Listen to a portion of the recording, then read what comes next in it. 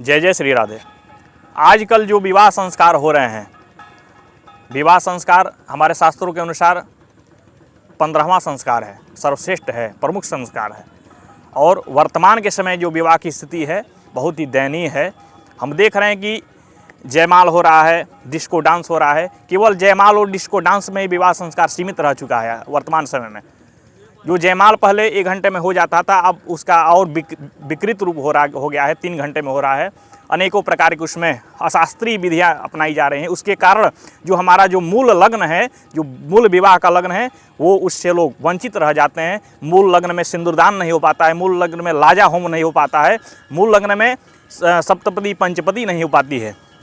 इसी कारण से देवता जो हमारे आह्वान होता है देवताओं का, पितरों का, उस असंतुष्ट होकर चले जाते हैं। ब्राह्मणों का जो ब्राह्मण जो कुल आचार्य जो कराने वाले विवाह कराने वाले आचार्य हैं, वो भी संतुष्ट नहीं हो पाते हैं और विवाह सही ढंग से नहीं हो पाता है।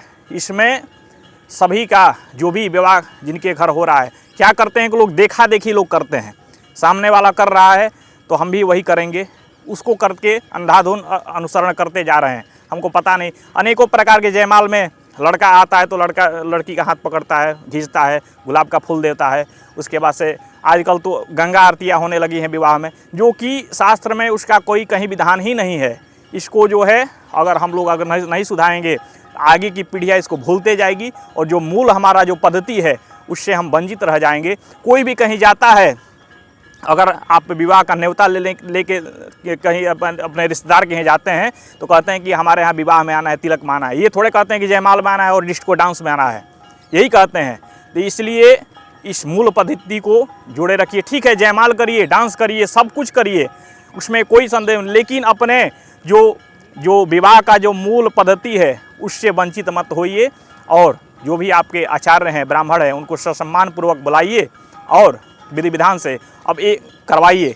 एक और चीज़ हमें कमी दिख रही है, कुछ जगहों पे हम देखे हैं कि दूल्हा जो बैठता है उसका आसन ऊंचा हो जाता है और देवताओं का आसन नीचे हो जाता है।